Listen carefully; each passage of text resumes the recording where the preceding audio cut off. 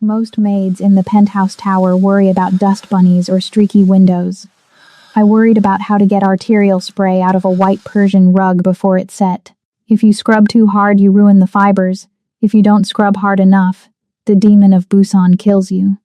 It was 2 a.m, and the Seoul skyline was weeping against the floor-to-ceiling glass of the penthouse office. I liked the rain. It washed things clean. Unlike the man who owned this building, I was currently steaming the heavy velvet drapes near the mahogany desk, the industrial-grade iron hissing softly in my grip. The office was a temple of minimalism, black marble, cold steel, and that cursed white rug centered under the desk. I had just finished aligning the pens on his desk to be perfectly parallel, a habit I couldn't shake. Order. I needed order. The double doors didn't just open, they exploded inward. I didn't flinch. I just turned the dial on the steamer down so it wouldn't overheat. Lee Chol-ma stumbled into the room. The demon of Busan looked less like a demon and more like a dying animal. His tailored charcoal suit was ruined, slashed open at the ribs, dark blood soaking the fabric and dripping onto the black marble.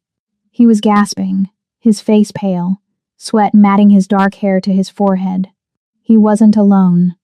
A shadow followed him in, a man in tactical black gear, a balaclava obscuring his face, a serrated combat knife raised high. The assassin was fast, efficient. He lunged for Cholma's exposed back, aiming for the kidneys. Cholma tried to turn, raising a gun with a trembling hand, but he was too slow. The loss of blood had made him sluggish. I wasn't sluggish. I didn't scream. I didn't drop the iron. I didn't scramble for cover like a civilian. In my previous life, panic was a liability that got you killed. I simply calculated the trajectory, took one slide step to the left to intercept the angle, and swung the heavy, brass-bottomed industrial steamer with everything I had. Crack. Hello, my fierce hearts and midnight wanderers. Before we lose ourselves in this story, make sure you're subscribed, and hit that like button to let me know you're here. In the comments, tell me where in the world you are listening from tonight. I love seeing how far our dark romance family reaches. Your support means everything and keeps these stories alive. So, find a comfortable spot, dim the lights, and let's begin. The sound was wet and heavy, the sickening crunch of brass meeting the temporal bone. The assassin didn't even grunt. His momentum carried him forward, but his consciousness was gone before he hit the floor. He collapsed in a heap, his head bouncing once on the pristine white rug I had spent 3 hours grooming yesterday. Silence rushed back into the room, heavy and suffocating, broken only by the soft, rhythmic hiss-hiss of the steam iron in my hand. I looked down. Red. A pool of red was already spreading from the assassin's ear, blooming across the white fibers like a toxic flower. My left eye twitched. I set the iron down on the marble side table, engaging the safety lock. Then, I smoothed the front of my apron. I could feel eyes on me. Lee Chol-ma was frozen. He was leaning against the doorframe, his gun dangling loosely from his fingers. The most feared man in Korea, a man who allegedly cut out a rival's tongue for interrupting his dinner, was staring at me with his mouth slightly open. He looked from the dead man on the floor to the dented steam iron, and finally to me. He was waiting for the hysterics. He was waiting for me to realize I had just killed a man and dissolve into a puddle of tears. He was waiting for the maid to act like a maid. Instead, I reached into my apron pocket and pulled out a pair of latex gloves, snapping them on with a sharp thwack. I walked over to the body, nudging the assassin's boot with my own sensible work shoe to ensure he was fully neutralized. He was. I sighed, a sound of pure exhaustion. I used the baking soda solution on this rug yesterday, I muttered to myself, staring at the spreading stain. Ox bile is the only thing that will lift this much hemoglobin. Chol-ma blinked. He took a shaky step forward, pain flashing across his handsome, brutal face. He opened his mouth, perhaps to thank me, perhaps to ask who the hell I was. I cut him off before he could speak. I pointed a gloved finger at his Italian leather shoes, which were currently leaving a trail of blood droplets on the marble leading up to the rug. I looked him dead in the eye, my expression completely flat. "Mr. Lee, please step off the rug. You're dripping." The silence I cherished lasted exactly 10 seconds. The corridor erupted with the heavy thud of combat boots and the chaotic shouting of men who were too late to be useful. Chol Ma's security team. They swarmed into the penthouse office like a colony of agitated ants, weapons drawn, shouting codes and commands that bounced uselessly off the marble walls. "Secure the perimeter. Boss. Boss is down. Clear the room." I ignored them. I reached into my apron pocket for a sanitizing wipe, lemon-scented, industrial strength, and began to methodically clean the brass plate of the steam iron. The blood was already cooling, becoming tacky. If I let it dry, it would rust the finish. 3 guards circled the body of the assassin, their guns pointed at the corpse as if he might suddenly spring up and apologize. 2 more rushed toward Chol Ma, hands hovering, afraid to touch him. "Back." Chol Ma roared. The sound was wet, ragged, but it carried enough authority to freeze every man in the room. He pushed himself off the doorframe, swaying dangerously. The gash in his side was weeping faster now, the dark stain ruining the silk lining of his jacket. He didn't look at his men. He was looking at me. "Get out," he said. His voice was low, a rumble of thunder before the strike. "Sir, the perimeter is..." The head of security started. I said, "Get out." Chol Ma snarled, turning his head just enough to glare at the man. "Take the trash on the floor with you. Leave the maid." The guards hesitated, confused by the sight of the small black woman in the crisp uniform, scrubbing a steam iron while a dead man cooled on the rug. But fear of their boss outweighed their confusion. They grabbed the assassin's body by the tactical vest and dragged him out, leaving a wide, sickening smear of red across the white rug. I closed my eyes and exhaled a long, sharp breath through my nose. Double the ox bile. Maybe hydrogen peroxide. The doors clicked shut. The lock engaged. We were alone. The air in the room changed instantly. It grew heavy, charged with the metallic scent of copper and the electric hum of violence. Chol Ma pushed himself off the wall. He stumbled, catching himself on the edge of the heavy mahogany desk. He should have been in shock. A normal man would be on the floor. But the demon of Busan ran on spite and adrenaline. He moved toward me. It was a predator's stalk, even with a limp. I didn't back away. I folded the dirty wipe, tucked it into a trash pouch at my hip, and clasped my hands in front of my apron. He stopped inches from me. He was tall, looming over me, his breathing shallow and rapid. Up close, I could see the fine pores of his skin, the sweat beading on his upper lip, and the dilated pupils that swallowed the iris. He smelled of rain, expensive tobacco, and death.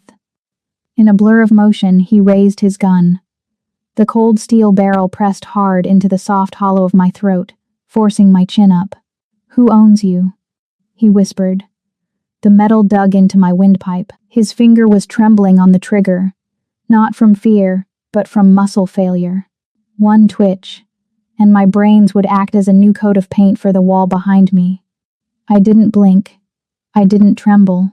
My pulse remained a steady boring thrum in my ears. He stared into my eyes, searching for it. The fear, the panic, the pleading. It was what he fed on. It was what gave him power. But he wouldn't find it here. He didn't know that before I came to Seoul, before I put on this starched uniform, I had spent 5 years in Chicago cleaning up after the syndicate. I had scrubbed brain matter out of grout lines in meat lockers, while cartel lieutenants argued over money 5 feet away. I had dissolved fingers in acid baths while eating a sandwich. I had seen men do things to other men that would make the devil vomit. Lee Chol Ma wasn't a demon to me. He was just a messy boy with a gun. "No one owns me, sir," I said, my voice calm, professional. "I am employed by the agency. I earn 15,001 an hour." "Liar," he hissed. He pressed the gun harder. "You neutralized a Tier 1 merc in 3 seconds. You calculated the angle. You didn't hesitate. Who sent you? The Triads? The Americans? I looked down at the gun, then back up at him. If I were an assassin, Mr. Lee, you would be dead. He frowned, confusion warring with the pain. What? The steam iron, I explained patiently, as if talking to a slow child. If I wanted to kill you, I wouldn't have hit the intruder. I would have opened the steam valve and directed a jet of 200-degree vapor into your open wound while you were distracted. You would have gone into shock instantly. Then I would have used the cord to strangle you. It would have taken less energy. His eyes widened slightly. The gun lowered an inch. I am not an assassin, I continued. I am a cleaner. I hate disorder. I hate filth. And I hate unfinished business. That man, I gestured vaguely to the spot where the body had been, broke into my workspace and tracked mud and rain onto my floor. He was creating a mess. I removed the mess. Chol Ma stared at me. For a long moment, the only sound was the rain hammering against the glass. He was processing this, his paranoid mind trying to fit me into a box. Assassin? No. Spy? Maybe. But then he looked at the floor. He saw the way I was eyeing the bloodstain on the rug, my fingers twitching with the urge to scrub. He laughed. It was a wet, choked sound that turned into a cough. He holstered the gun, though his hand stayed near it. A cleaner, he muttered. He looked at me with a new expression. It wasn't trust. He didn't know what that was. But it was something close to appraisal. Like I was a rare weapon he had just found in a loot box. You're wasted on the agency. They offer dental, I replied flatly.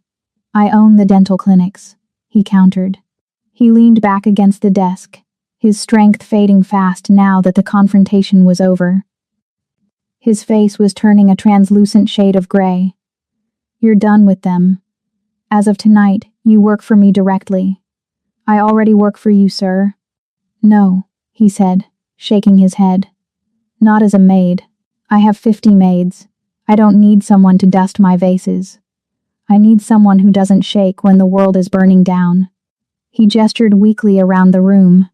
My men, they panic. They are loud. They are clumsy. You? He focused on me again, his dark eyes heavy-lidded. You are quiet. You are efficient. I am expensive, I corrected. Double your rate, he slurred. Title is head housekeeper. But your job is simple. You keep this house clean. And you keep me alive. In that order. Triple my rate, I said. And I want full authority over the kitchen staff. They store the raw chicken next to the vegetables. It's a health hazard. A ghost of a smile touched his lips. Done. He pushed himself off the desk, perhaps intending to walk to his bedroom, but his body finally staged its mutiny. His knees buckled, the marionette strings cut. He pitched forward, dead weight falling toward the hard marble floor. I moved. I didn't catch him gently. There was no cradle of arms, no romantic lowering of his head to my bosom. I stepped in and braced my shoulder against his chest, stopping his fall with a grunt of effort. He was heavy, dense with muscle and bone. I grabbed his belt with one hand and his lapel with the other, hauling him upright before he could hit the ground. Mr. Lee, I scolded, straining under the weight. His head lulled onto my shoulder, his breathing ragged against my neck. He was unconscious, or close to it. Don't fall, I whispered, tightening my grip as I began to drag him toward the private quarters. If you hit the floor, your wound will reopen, and the spray radius will hit the curtains.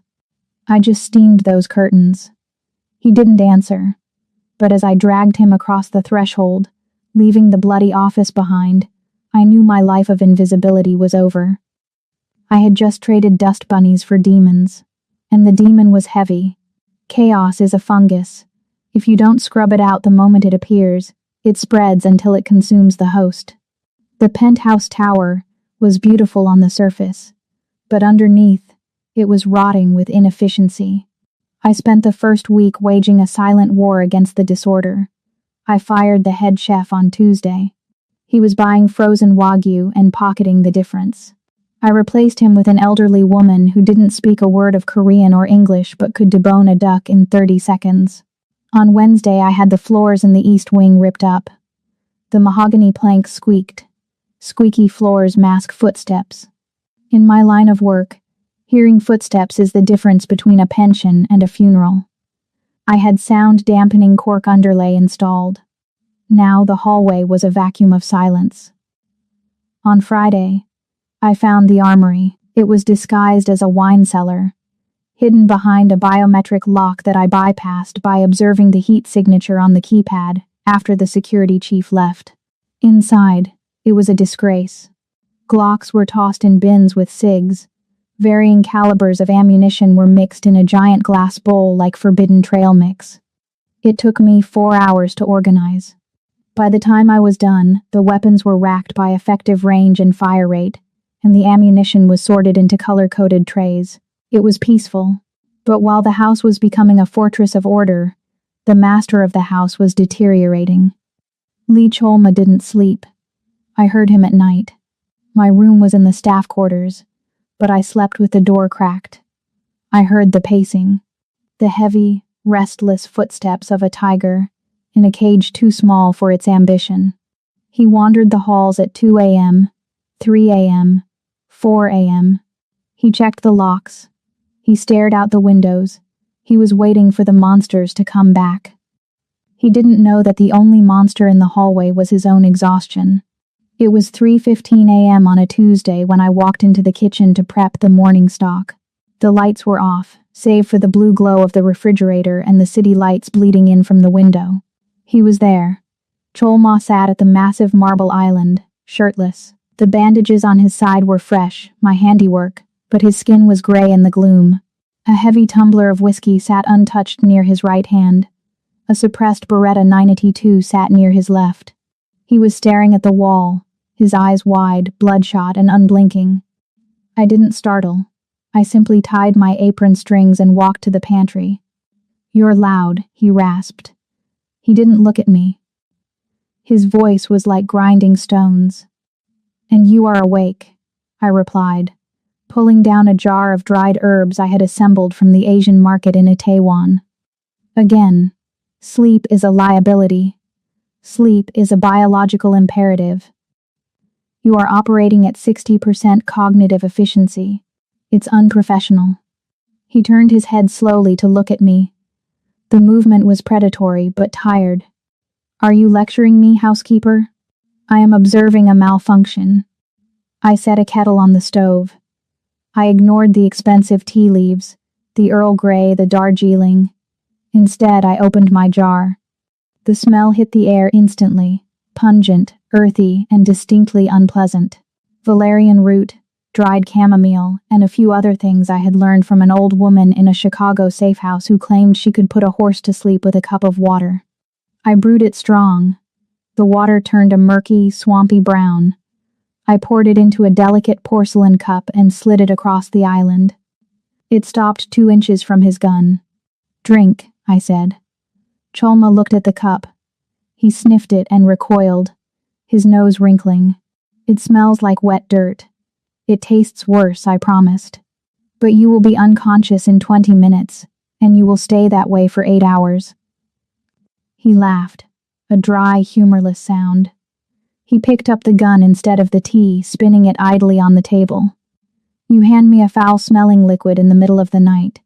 Why shouldn't I put a bullet in you for attempting to poison the King of Soul?" I sighed. It was too early for theatrics. I reached across the island, took the cup from under his nose, and took a long, deliberate sip. The taste was vile, bitter enough to make my eyes water. I swallowed it, then set the cup back down in front of him. "If I wanted to poison you, Mr. Lee, I would use ricin," I said, wiping my lip. "It's derived from castor beans. It disrupts protein synthesis on a cellular level. It takes 3 days to kill you, it looks like the flu, and it is completely tasteless. This," I tapped the cup, "is just bad tea. Drink it."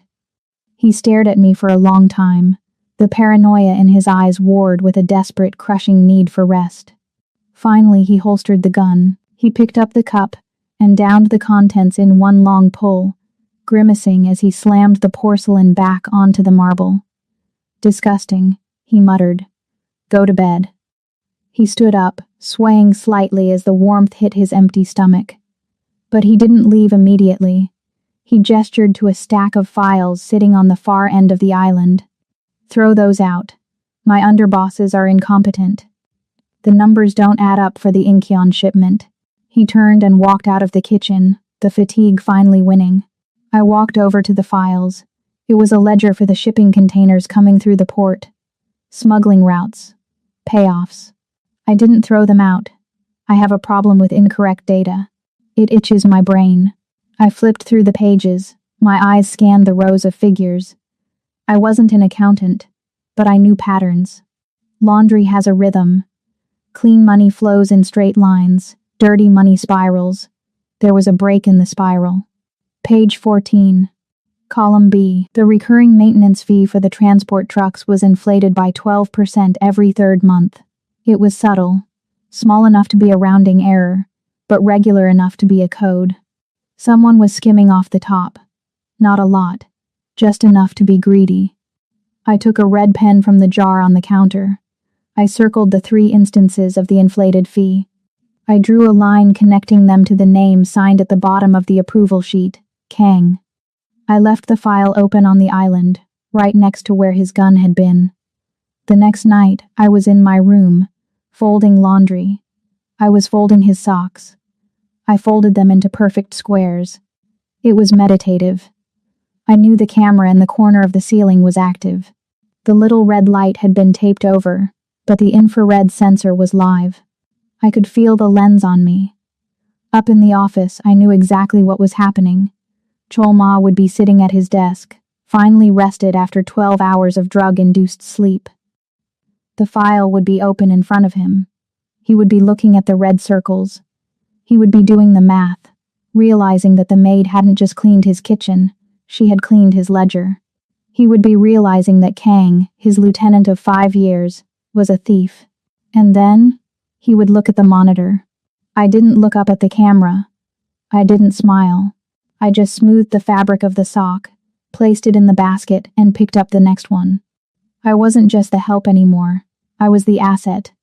And judging by the fact that no guards had come to drag me out for accessing sensitive documents, he knew it too. I smoothed the wrinkle out of a silk dress sock. "Your move, boss." They called him Snake Park, but that was an insult to snakes. Snakes are clean. They swallow their prey whole.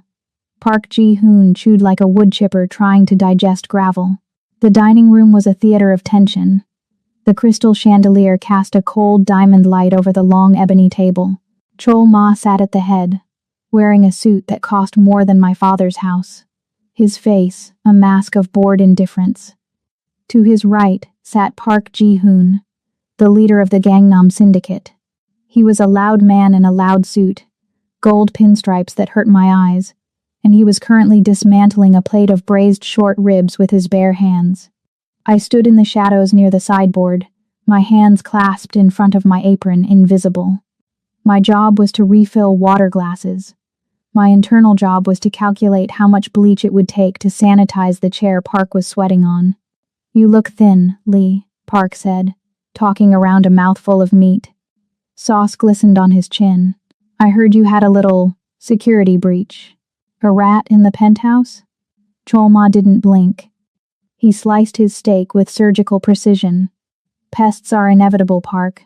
Extermination is the only variable." "Is it?" Park chuckled, tossing a bone onto the pristine tablecloth. "Or maybe the demon of Busan is losing his teeth. My men say the Americans are circling. They smell blood in the water. Maybe I should let them take a bite." The air in the room vanished. Chol-ma stopped cutting. His hand tightened around the handle of his steak knife. I saw the tendon in his forearm snap taut. He was 3 seconds away from lunging across the table and carving a second smile into Park's throat. If he did that, we would be at war by midnight. Blood on the walls. Police sirens. And worse, police forensics trekking mud through the foyer. I watched Park reach for his wine. He took a swig, swished it around his mouth, and then, with a casual, dismissive turn of his head, leaned over and spat a piece of gristle onto the floor. Splat. It landed on the black marble. The marble I had polished at 6 a.m.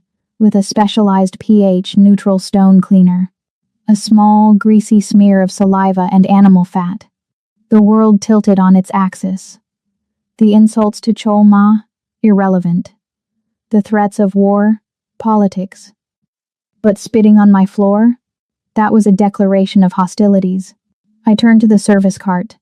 The silver teapot was resting on a warmer. The water inside was ginseng infusion, kept at a roiling boil. 98 degrees Celsius. Hot enough to blister skin in less than a second. I picked up the pot. I wrapped a thick napkin around the handle. I didn't rush.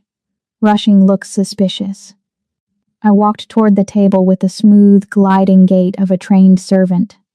"More tea, Mr. Park?" I asked softly. Park didn't even look at me. He was too busy goading Cholma. "You know, Lee, maybe you need a partner. Someone to manage your..." Decline. Cholma's knuckles were white. He was going to kill him.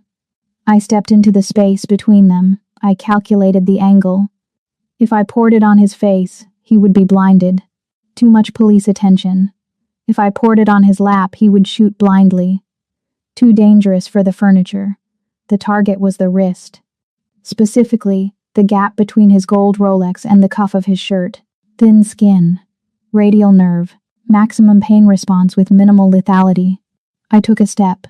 My foot caught on the leg of the chair. "Oh," I gasped. A flat, unconvincing sound. The pot tipped. Gravity did the rest. A stream of scalding brown liquid arc, perfect and mathematical, splashing directly onto Park's exposed wrist and hand.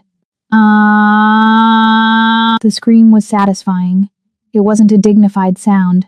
It was the high-pitched shriek of a bully who had never felt pain he didn't inflict himself. Park scrambled back, his chair scraping loudly against the floor, another mark I'd have to buff out. He clutched his scalded hand, his face turning a violent shade of plum. "You stupid bitch," he roared, kicking the chair away. He reached for his waistband with his good hand. Cholma was on his feet instantly, his own gun drawn before Park could even clear his jacket. The guards by the door leveled their weapons. The standoff was instant, but I didn't cower. I didn't retreat. I bowed deeply, a perfect 90-degree angle. "My deepest apologies, sir," I said, my voice smooth and utterly devoid of panic. "I am so clumsy." The pot, it was heavier than I anticipated. "Please, allow me to fetch some ice." Park looked at me. He looked at the steam rising from his reddened skin. Then he looked at Cholma's gun pointed at his chest. "You're crazy," Park spat. He looked at Cholma. "Your staff is incompetent. This meeting is over." "Get out," Cholma said calmly. He hadn't lowered his weapon, but the murderous rage was gone, replaced by a strange confusion. Park stormed out, cradling his hand, his entourage scrambling to follow. The front door slammed, shaking the frame. Silence returned to the dining room. I straightened up from my bow. I pulled a microfiber cloth from my pocket and knelt down. "Mr. Lee," I said, spraying the spot where the gristle had landed. "Please be careful. The floor is wet." I wiped the spit away. It came up easily, thank God for the sealant. "Leave the cleaning," Cholma said. His voice was low. "If I leave it, the acid in the tea will etch the stone." "Jada." He never used my name. "Come here." I stood up, folding the cloth. He turned and walked out of the dining room, heading for the serviced pantry. I followed. As soon as we crossed the threshold, he spun around. He moved fast. Before I could blink, he had backed me up against the shelving units, his hands slamming onto the metal racks on either side of my head. He boxed me in. The pantry was small, smelling of dry spices and flour. He was close. Too close. I could feel the heat radiating off him, the adrenaline still pumping through his veins. His dark eyes were boring into mine, searching for a crack in the porcelain. "You don't trip," he whispered. It wasn't a question. "Floors can be slippery, sir," I replied, staring at the knot of his tie. It was crooked. I wanted to fix it. "You move like a ghost," he hissed, leaning closer. I've watched you walk through a room full of sleeping guards without triggering a single motion sensor. You have the balance of a cat. You do not trip. He paused, his breath ghosting over my cheek. You burned him on purpose. I finally looked up, meeting his gaze. He was disrespectful. He insulted me for an hour. You didn't blink. He didn't insult you, I corrected. He was breathing. That is annoying, but not a crime. Then why? He demanded, his voice rising. Why provoke a war with the Gangnam Syndicate? Why risk your life?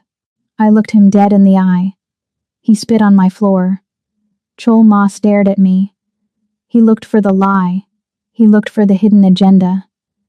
But all he saw was the genuine simmering indignation of a woman who takes her job very, very seriously. For a second I thought he was going to hit me. Or fire me. Instead his chest heaved. A sound bubbled up from his throat. A rough, jagged noise. He was laughing. He threw his head back and laughed. A genuine dark sound that bounced off the shelves of canned tomatoes. It was the laugh of a man who had forgotten what amusement felt like. He looked back down at me, his face flushed, his eyes dancing with something dangerous. The air between us thickened, turning into something electric. It wasn't just amusement anymore, it was fascination. He leaned in until his nose almost brushed mine. The danger was still there, but it had changed flavor. You are a psychopath, he whispered, almost admiringly. I am a housekeeper, I replied. And we are out of Earl Grey. He stared at my mouth for a fraction of a second too long. Then he pushed himself off the shelf, straightening his jacket. Order more, he said, turning to leave. And put it on Park's tab. He walked away, leaving me alone in the pantry. I waited until his footsteps faded. Then I reached into my pocket, pulled out the microfiber cloth, and went back to finish the floor. Order had been restored. But the chaos was getting interesting. The rain in Seoul is different from the rain in Chicago. In Chicago, it's cold and angry. In Seoul, during the monsoon season, it is heavy, relentless, and suffocating. It drowns everything. Tonight, it was trying to drown Lee Chol-ma. The elevator doors chimed, sliding open to reveal a tableau of panic. 2 security guards were practically carrying him, his arms draped over their shoulders, his feet dragging on the floor. He was wet, shivering violently, and gray, a terrifying ashy color that spoke of septic shock. Get him to the bedroom, I ordered, dropping the basket of folded towels I was holding. We need a doctor, the lead guard shouted, struggling under Cholma's dead weight.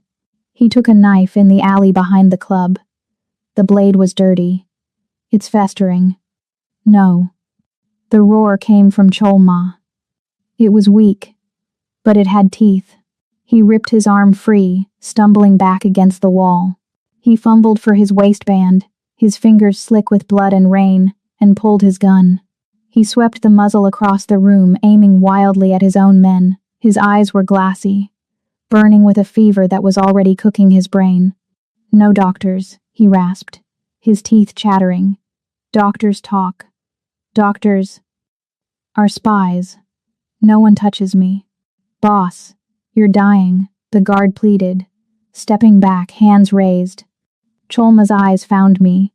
I was standing perfectly still in the center of the hallway, hands at my sides. Her, he whispered. The gun lowered, pointing at the floor near my feet. The cleaner. She fixes the mess. He slumped against the wall, sliding down until he hit the floor. Get out, I told the guards. But he will shoot you if you stay, I said calmly. And I will shoot you if you track any more mud into this hallway. Go. Guard the elevator. They looked at the delirious boss, then at me.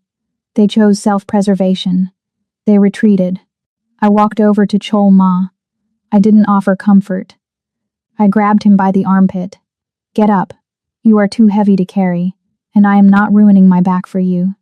Driven by some primal instinct to obey, he pushed himself up. We stumbled into the master bedroom. It was a vast, cold space of gray silk and black wood. I steered him toward the bed and let him collapse onto the duvet. I didn't panic. Panic creates mistakes. Mistakes create messes. I went into cleaner mode. I stripped the decorative pillows. I laid down a plastic drop cloth. I always kept one in the closet. You never know over the expensive sheets. I went to the ensuite bathroom and gathered my supplies: rubbing alcohol, sharp surgical shears, needle, thread, topical antibiotic cream, and a bottle of high-proof whiskey from the minibar. I returned to the bed. The room was freezing, the ack blasting, but Chol Ma was radiating heat like a furnace. "This is going to be expensive," I muttered. I took the shears to his jacket. It was Italian silk, custom fit. I cut through the lapel without hesitation. Snip. Snip. The fabric fell away, revealing the shirt underneath, which was soaked through with blood and a yellowish discharge. "My suit," he mumbled, his eyes squeezed shut. "It was ugly anyway," I lied. "Lift your arm." I peeled the wet fabric from his skin. When I saw his torso, I paused. I had seen bodies before. I had seen what bullets and knives do to flesh. But Lee Chol Ma's body was a history book of violence. His chest and stomach were a map of raised white ridges and knotted pink skin. There was a bullet wound near his collarbone, old and puckered. A long, jagged slash ran down his left ribs, a souvenir from a machete, perhaps. Burn marks on his hip. He wasn't just a boss who gave orders. He was a man who had survived the front lines. The fresh wound was on his right side, just above the hip bone. It was angry, red, and swollen, the edges turning black. Poison? Or just filth from a gutter blade? "This will hurt," I announced. I poured the whiskey over the wound. He didn't scream. He hissed, his back arching off the bed, his muscles seizing tight as wire. His hand shot out and gripped the sheets, tearing the fabric. "Breathe," I commanded. I began to scrub the wound with the antiseptic. I had to get the rot out. I had to be rough. The room grew hot. The smell of copper, alcohol, and fever sweat was thick in the air. I felt sweat trickling down my own spine. My uniform jacket was restricting my movement. I stood up for a second, unbuttoning the heavy blazer and tossing it onto a chair. I unbuttoned my cuffs and rolled the sleeves of my white blouse up past my elbows to keep them sterile. I leaned back in to stitch him up. Suddenly, his hand shot out. He grabbed my forearm. His grip was iron, burning hot. He wasn't looking at the needle. He was looking at my arm. My skin there wasn't smooth. From my wrist to my elbow, the flesh was a mottled landscape of shiny keloid scarring. It looked like melted wax. Industrial chemical burns. Chicago, 3 years ago. A disposal vat had splashed. I hadn't gone to a hospital then either. I had wrapped it in gauze and kept working. Chol Ma's eyes, bright with fever, traced the ugly, twisted lines of my scars. His thumb brushed over a particularly raised ridge. "Who?" he wheezed. I didn't pull away. I threaded the needle with my free hand. "The past, sir," I said softly. "It bites." He looked from my arm to his own battered chest. A strange look passed over his face. A recognition. We were the same. We were both things that had been broken and glued back together wrong. "Ugly," he whispered. He wasn't insulting me. He was stating a fact we both knew. "Survival is rarely pretty," I replied. "Now let go. I need to sew you up." He released me, his hand falling limp. I worked for an hour. I stitched the wound with the precision of a seamstress. I cleaned the area. I bandaged him tight. By 4 a.m., the fever was at its peak. He was thrashing.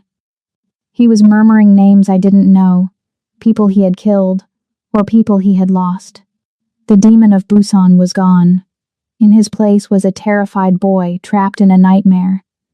"Don't turn off the light," he pleaded, his voice cracking. He reached out blindly into the dark. "Don't leave me in the box." I caught his hand.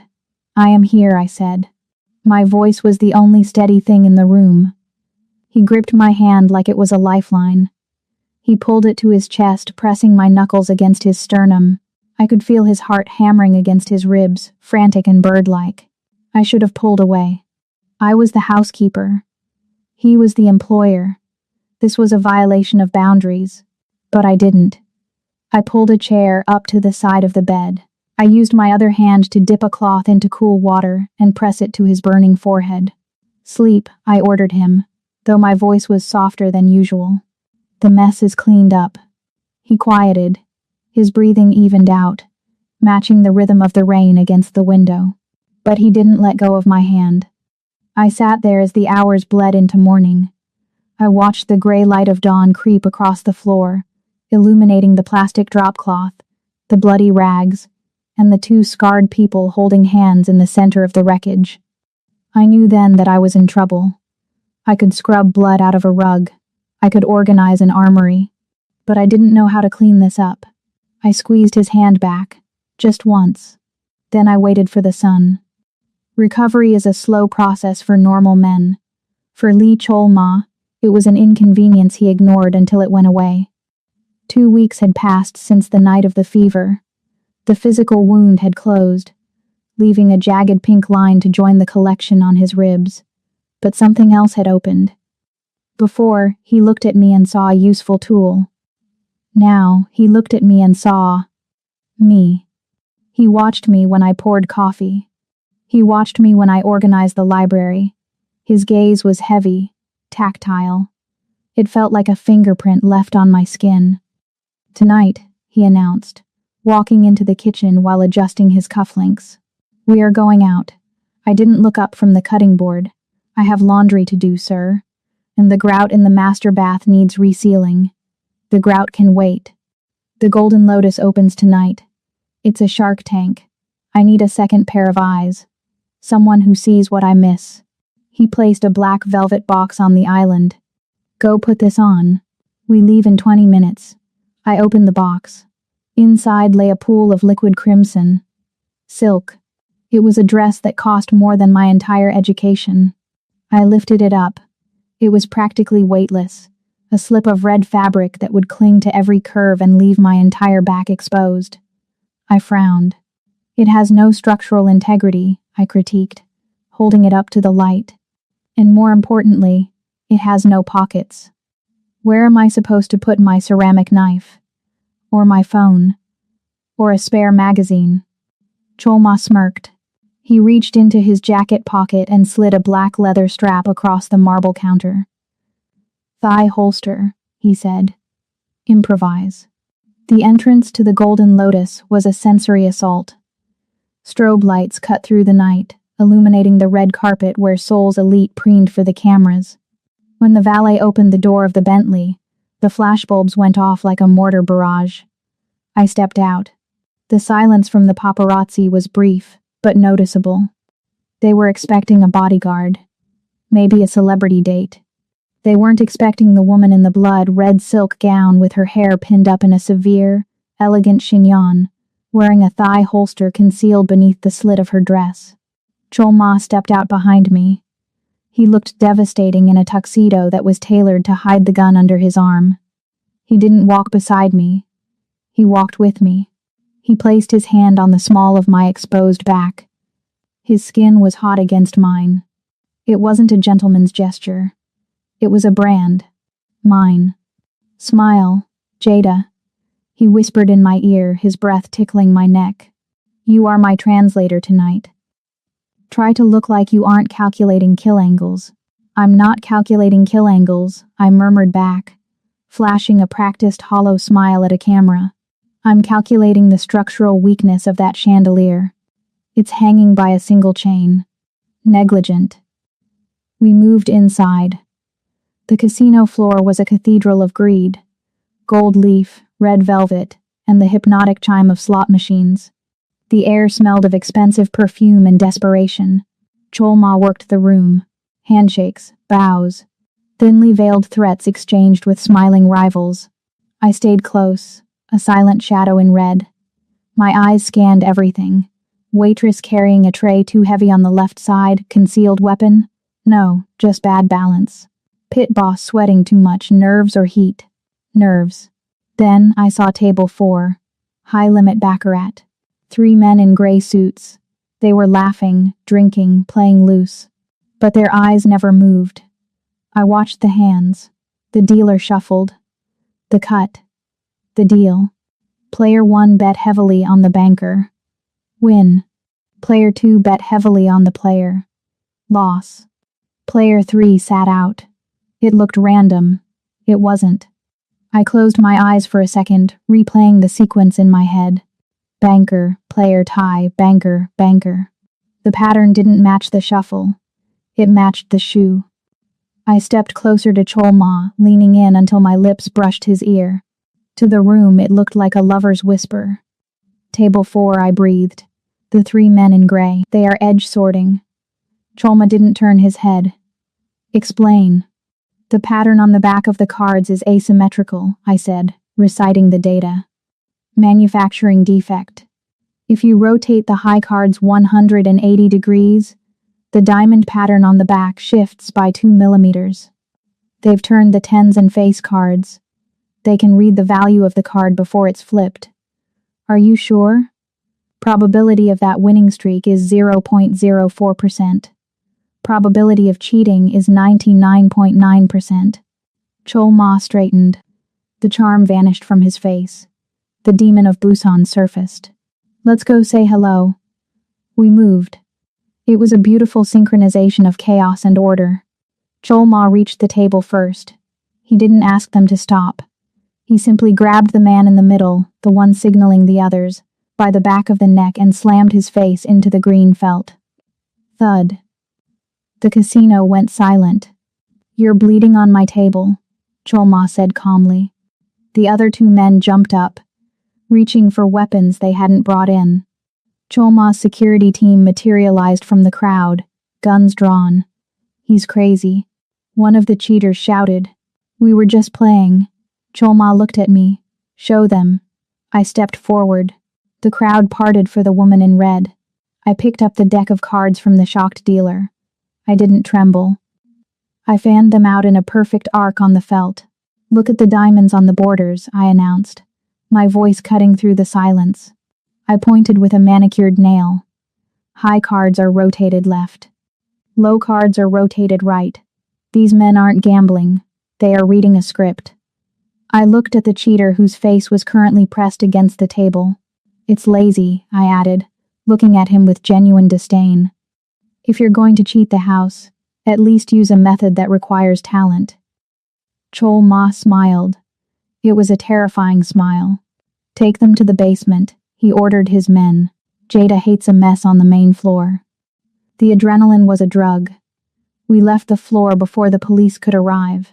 We took the private elevator that led directly to the penthouse. The doors slid shut, sealing us in a box of gold and mirrors. The noise of the casino cut out instantly, replaced by the humming of the lift. I leaned back against the mirrored wall, letting out a breath I had been holding for 2 hours. My heart was hammering, not from fear, but from the rush. The puzzle, the solution, the perfect execution. I looked at Cholma. He was staring at me. His eyes were dark, dilated, unreadable. He loosened his tie with a sharp tug. You were incredible, he said. His voice was rough. I was observant, I corrected. Statistically, someone was bound to. He cut the distance between us in one stride. Stop thinking, he growled. He slammed his hands against the mirror on either side of my head, boxing me in just like he had in the pantry. But this time, there was no tea to serve. There was no floor to clean. There was just him, and me, and the red dress. He looked down at me, his gaze dropping to my lips, then back to my eyes. The restraint he had been exercising for weeks snapped like a dry twig. I tried, he whispered, almost angry. I tried to keep you as just the help. You're failing, I whispered back. He kissed me. It wasn't a movie kiss. It was a collision. It was violent, hungry, and desperate. His mouth crushed mine, demanding everything.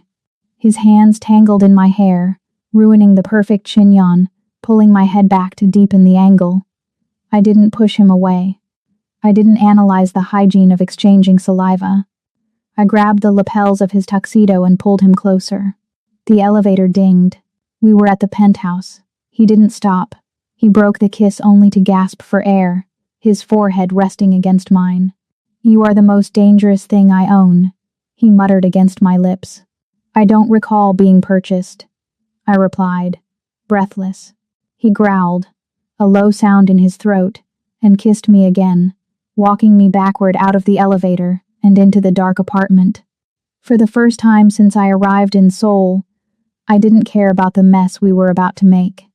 The morning sun hit the penthouse floor at a sharp angle, illuminating the dust motes dancing in the air. For the first time in my life, I didn't want to vacuum them up. I just wanted to watch them dance. I was lying in the center of the massive bed, tangled in high thread count Egyptian cotton. Beside me, the most dangerous man in Korea was asleep. Lee Chol-ma slept on his stomach, one arm thrown possessively over my waist, his face turned toward the pillow. In sleep, the furrow between his brows, the permanent mark of his paranoia, was gone. He looked younger. He looked like a man who had finally found a safe harbor. My red dress was in a heap on the floor. His tuxedo was draped over a chair. It was a scene of domestic chaos. For one terrifying moment, I let myself imagine a future. One where I brewed his tea, managed his empire's logistics, and warmed his bed. One where the cleaner retired. Bzzz. The vibration didn't come from the nightstand. It came from the bottom of the closet, from inside the false lining of my old battered suitcase. My blood turned to ice. I carefully, agonizingly slowly, lifted Chol-ma's heavy arm off my waist. I slid out of bed shivering as the cold air hit my skin. I walked silently to the closet and dug out the burner phone. I hadn't turned it on in months. I thought I was ghost. One new message. Sender. Unknown. We see you, Jada. 50th floor window. Nice view. You have 20 minutes to come downstairs, or we turn the penthouse into a grave. I didn't gasp. I didn't cry. I walked to the floor-to-ceiling window and pressed my body against the wall, peering out through the edge of the glass. I scanned the skyline. There. 2 blocks over. The unfinished skeletal structure of a new high-rise. On the 42nd floor, a glint of sunlight off a lens. A spotter scope. Probably paired with a long-range kinetic rifle. My breath hitched. They had found me. The syndicate. The Americans. I looked back at Chol-ma. He murmured something in his sleep and shifted, his hand reaching out for the empty space where I had been. I did the math. Chol-ma was powerful.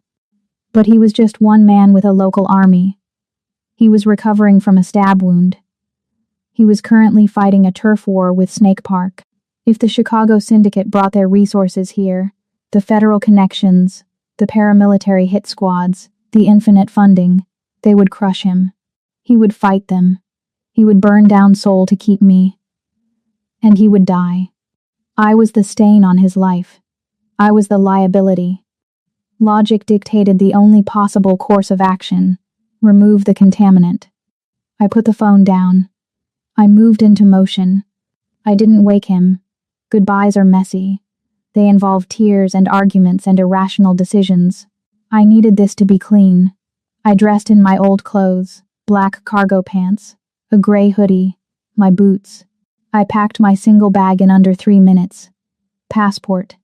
Emergency cash. The ceramic knife. Then, I turned back to the bed. I couldn't help myself. The OCD, the habit, the love, it all blurred together. I walked to his side of the bed. I gently straightened the duvet cover where he had kicked it loose. I aligned his slippers perfectly parallel on the rug. I picked up the red dress from the floor, folded it into a precise square, and placed it on the velvet bench. I needed the room to be orderly. I needed him to wake up in a clean space. I found a piece of stationery on the nightstand, heavy cream-colored cardstock with his monogram. I took a pen. I wanted to write, "I love you." I wanted to write, "I'm sorry." I wanted to write, "Come find me." But those were selfish words. If he came for me, he died. I had to make him hate me. Or at least I had to make him understand that I was gone for good. I wrote 2 sentences. The mess is too big to scrub out. I have to take out the trash myself. Do not follow. I propped the note on his pillow, inches from his sleeping face. I allowed myself 1 second, just one, to memorize the curve of his eyelashes. Then I turned my back. I walked out of the bedroom. I walked down the silent hallway, past the soundproofed walls I had installed. The elevator guards nodded to me as I approached. They looked at my bag, confused. Miss Jada? Are you running an errand? Yes, I said, my voice dead flat. Disposal. I stepped into the elevator. The doors closed, shutting off the view of the only home I had ever wanted. The ride down took 40 seconds. When the lobby doors opened, a black SUV with tinted windows was waiting at the curb. The back door opened. A man I hadn't seen in 5 years sat inside. He wore a suit that cost less than Cholma's socks. Get in, cleaner, he said. I stepped into the car. The door slammed shut. 20 minutes later, back at the penthouse. Lee Cholma woke up reaching. His hand swept across the cold sheets, finding nothing but cotton. Jada? His voice was rough with sleep. He sat up, rubbing his eyes, expecting to hear the shower running, or the sound of the steam iron hissing in the corner. Silence. The room was too quiet. The room was perfect. He looked around. The dress was folded. The slippers were aligned. The curtains were drawn to the exact inch. It was the silence of a tomb. Then he saw the note. He picked it up. He read the 2 lines of elegant, precise handwriting. He didn't scream. He didn't tear the paper. He sat there for a long time, the paper crinkling slightly in his grip. The morning sun hit his face, but he felt nothing but cold. He looked at the empty spot in the bed. He looked at the window. Slowly, the confusion in his eyes hardened. The softness that Jada had coaxed out of him over the last few months evaporated like mist. The boy who was afraid of the dark vanished. The demon of Busan stood up. He walked to the wall safe. He punched in the code. He pulled out a fresh magazine for his sidearm and slammed it home with a violence that echoed off the walls. You think you can clean this up alone? He whispered to the empty room. He crumpled the note in his fist and dropped it on the floor, the first piece of trash he had ever allowed in his bedroom. Wrong choice, Jada. The zip ties were tight, but they were cheap nylon, department store grade. If I rotated my wrists just right and applied friction against the metal bolt of the chair, I could melt through them in 4 minutes. I was sitting in the center of a private hangar at Incheon Airport. The space was vast, smelling of jet fuel and cold concrete. A Gulfstream G650 waited on the tarmac, engines idling, ready to take me back to a life I had washed off my hands years ago. Standing in front of me was the director. He looked exactly as I remembered, a beige suit, rimless glasses, and a smile that didn't reach his eyes. He looked like an accountant. He was actually the head of the syndicate's wet work division. You look well, Jada, he said, smoothing his tie. Korea suits you, though the Maid outfit, a bit cliché, don't you think? It pays better than your pension plan, I replied calmly, working my wrists behind my back. Rub. Twist. Rub. We missed you, he continued, pacing around me. The new cleaners. They lack your artistry. We had a job in D.C. last week. A senator. Messy.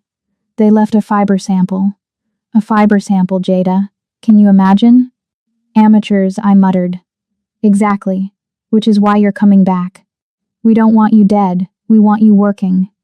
I looked at him. I looked at the 6 armed contractors standing in a perimeter around us. They were relaxed.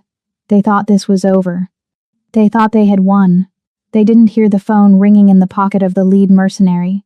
The mercenary answered, listened for 2 seconds, and went pale. Sir, he called out to the director. We lost the spotter team. The director frowned. What do you mean lost? I mean they stopped checking in. And the perimeter scout just radioed. He said a convoy is coming. Fast. I smiled. It was a small, cold smile. I knew exactly what had happened in the last 2 hours. I didn't need to be there to see it. I knew Lee Chol-ma. I knew he hadn't grieved when he found my note. He hadn't cried. He had gone to the window, seen the reflection of the scope, and dispatched a team to peel the location out of the spotter. He would have done it himself. He wouldn't have cared about the blood on his cuffs. I knew he had gathered his men in the underground garage. I could almost hear his voice, rough with smoke and rage. Burn the suits. Wear the vests. We aren't businessmen tonight. He's coming, I said softly. The director stopped pacing. He looked at me with pity. My dear, the man is a local gangster, a big fish in a small pond. We are the ocean. He won't make it past the main gate. He isn't a gangster, I corrected, feeling the plastic of the zip tie begin to heat up from the friction. And he isn't a businessman. Then what is he? He is the one thing I couldn't clean up. The mercenary lowered his phone, his hand trembling. Sir, the gate is gone. They just rammed it. A low rumble began to vibrate through the concrete floor of the hangar. It wasn't the jet engine. It was the sound of 12-cylinder engines screaming at the red line. The director looked nervous for the first time. Load her on the plane. Now. 2 guards grabbed my arms. I dug my heels into the floor. I looked the director dead in the eye. You calculated everything, I told him, my voice cutting through the rising noise of the approaching engines. The leverage. The extraction. The flight path. But you forgot one variable. And what is that? He snapped. You didn't just kidnap a maid, I whispered. You stole from the devil. Boom. The hangar doors didn't open. They disintegrated. A black armored Maybach smashed through the corrugated metal like a cannonball, twisted metal and debris showering the interior of the hangar. The car hit the ground, skidded sideways in a screech of burning rubber, and slammed into the landing gear of the Gulfstream, shaking the massive jet. For a second, there was silence. Just the hiss of a ruptured radiator and the spinning of wheels. Then, the doors of the Maybach flew open. Chaos didn't just arrive. It exploded. Lee Chol-ma stepped out. He wasn't wearing the tuxedo. He was wearing a tactical vest over a black dress shirt, sleeves rolled up to reveal the tattoos on his forearms. He held an assault rifle in one hand and a machete in the other. He didn't seek cover. He didn't shout orders. He simply raised the rifle and opened fire. Bang, bang, bang, bang. The first mercenary dropped, his chest ruined. Kill him. The director shrieked, diving behind a crate. The hangar erupted. The syndicate mercenaries opened up on the Maybach, bullets sparking off the armored plating. But Chol-ma wasn't alone. 3 SUVs roared through the breach, drifting into defensive positions. Chol-ma's men poured out, creating a wall of lead. It was total war. Deafening. Brutal. I didn't watch. I worked. Snap. The zip tie gave way. I shook the plastic loose.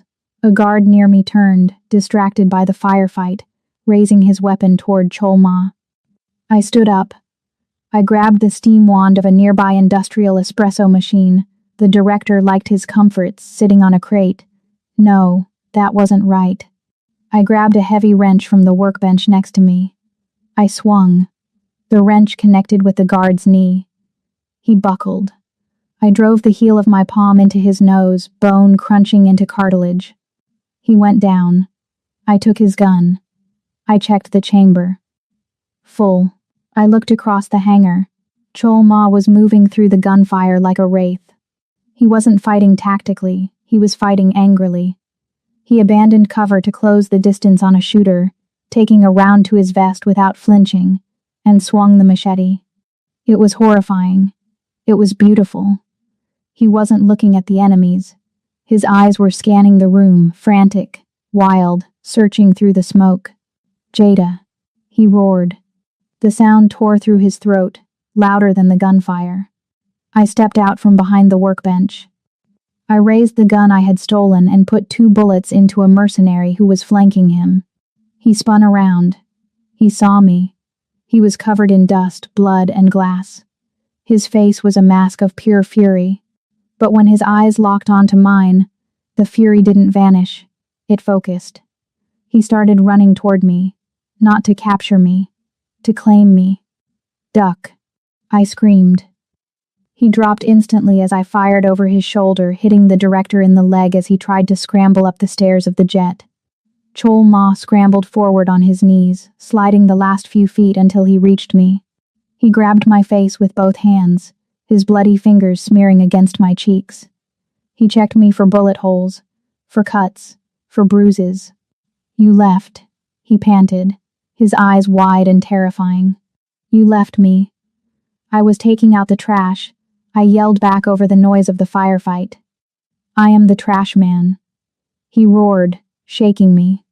You are the housekeeper. You stay in the house. A bullet pinged off the concrete next to us.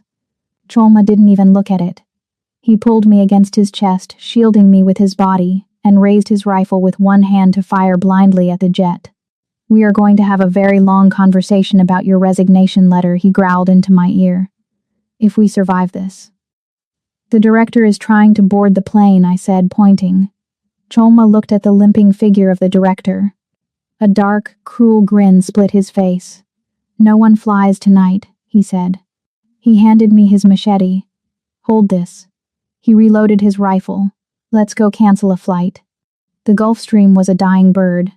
With the landing gear crushed by the Maybach, the fuselage was tilted at a steep, awkward angle. To get to the cockpit, we had to fight uphill. Move, Cholma barked, shoving me behind him as he took the lead up the air stairs. Check your corners, I countered, adrenaline sharpening my vision to a pinpoint. There's a blind spot in the galley. He didn't argue. He didn't tell me to stay back.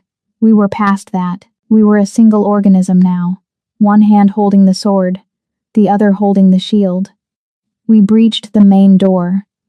A mercenary popped out from the galley, leveling a submachine gun. I didn't think. I slid across the tilted floorboards, dropping low. Right. I screamed. Cholma didn't look. He trusted my call. He swung his rifle right and fired 2 rounds through the thin bulkhead wall. The mercenary dropped, gargling blood. We moved into the main cabin. It was a narrow tube of beige leather and polished walnut. It smelled of fear and expensive scotch. Clear, I called out, checking the lavatory. Clear, Cholma echoed, sweeping the luggage rack. We advanced toward the rear lounge. The angle of the plane made it feel like climbing a mountain. My legs burned. My lungs tasted of copper. We reached the final partition. Cholma kicked the sliding door open. The director was there. He was backed against the emergency exit, sweat causing his glasses to slide down his nose. He had one arm wrapped tight around the throat of a young flight attendant, his other hand pressing a pistol to her temple. She was sobbing, mascara running down her cheeks. He was shaking. Stop. The director screamed. One step and I paint the bulkhead with her. Cholma froze. He kept his rifle raised, the barrel steady as a rock, aiming at the director's forehead. But the angle was bad. The flight attendant was tall. Her head blocked the kill shot. Put the gun down, Lee, the director panted. We can negotiate. The syndicate has resources. We can. You have 3 seconds, Cholma growled. I have the leverage. The director shouted, his voice cracking. You can't shoot me without hitting the civilian. And I know you, cleaner. He looked at me, sneering. You have rules. You don't kill innocents. He was right. I didn't. But I also didn't negotiate with dead men. I looked at Cholma. He didn't look at me, but I saw the slight tension in his trigger finger. He was waiting for an opening that wasn't there. I had to make one. My eyes darted to the service credenza on my left, a silver champagne bucket, a stack of crystal flutes, and a heavy silver serving tray. I didn't signal. We didn't need codes. I just needed to be the maid one last time. Sir, I said, my voice dropping into that terrifyingly calm professional register I used when serving tea. The director blinked, confused by the sudden tone shift. His eyes flickered to me for a fraction of a second. "You forgot your beverage." I grabbed the heavy silver tray and flung it. It wasn't a clumsy throw.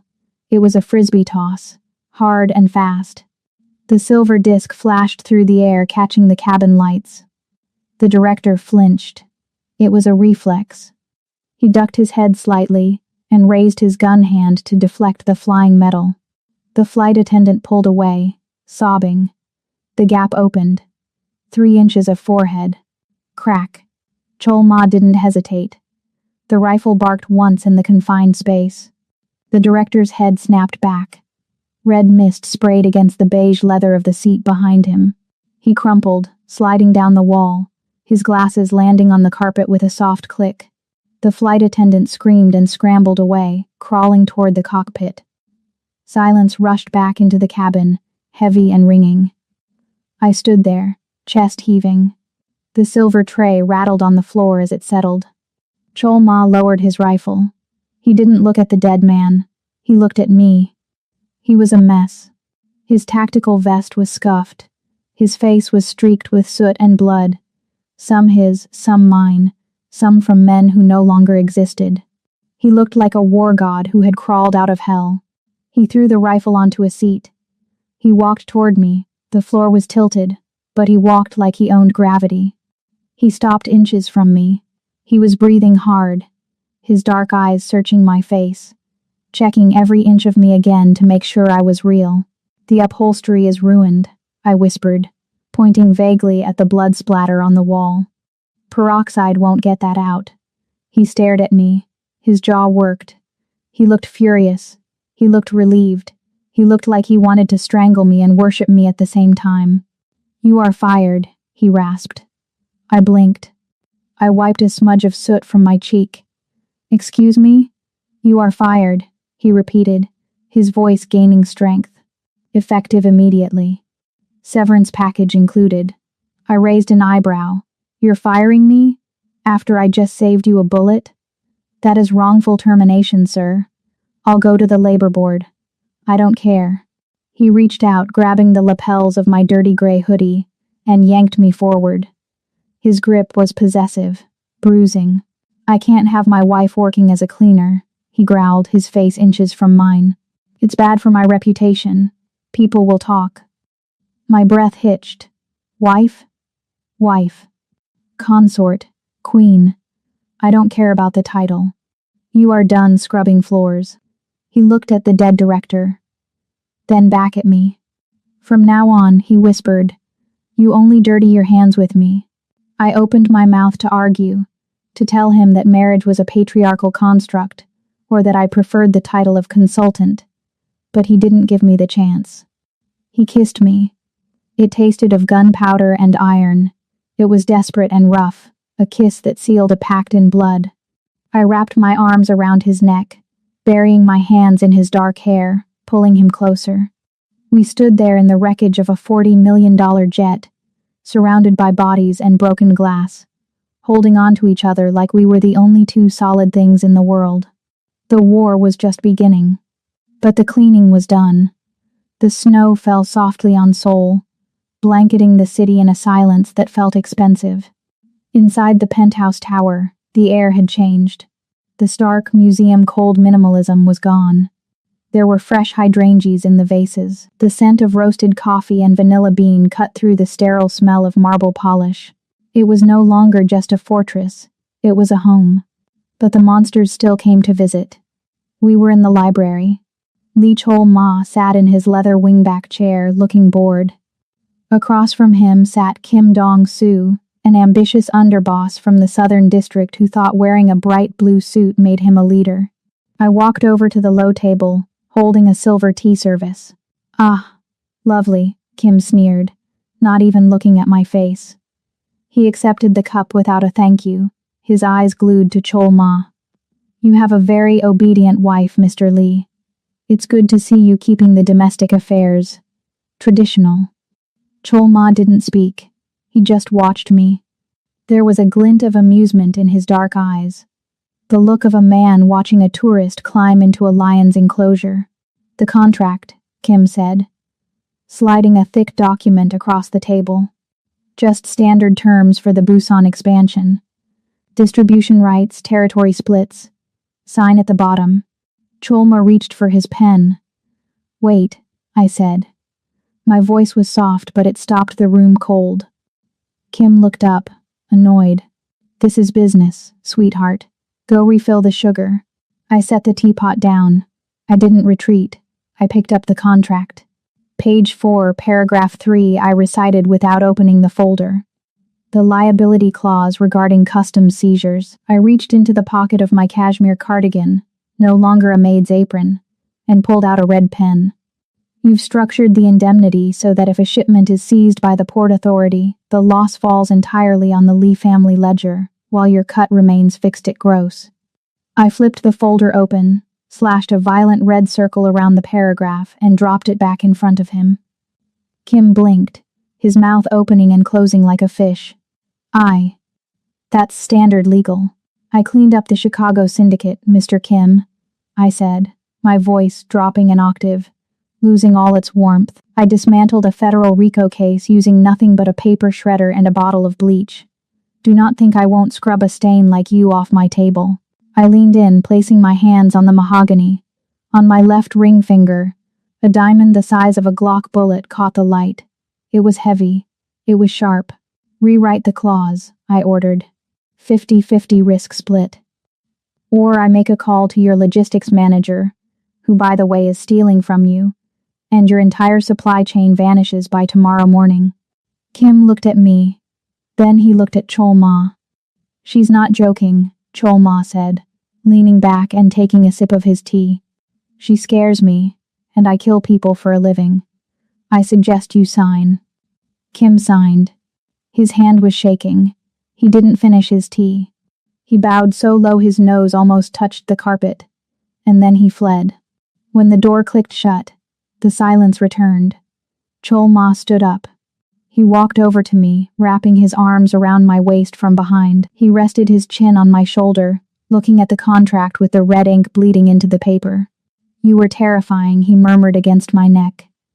I was turned on. "He was messy," I replied, leaning back into him. "I hate a mess." "You missed a spot," he teased, kissing the sensitive skin below my ear. "Where?" "Here." He tapped my chest, right over my heart. "You let him leave alive." "I'm feeling generous. It's Boxing Day." I pulled away gently and walked to the floor-to-ceiling window. The city of Seoul lay spread out below us, glittering in the winter twilight.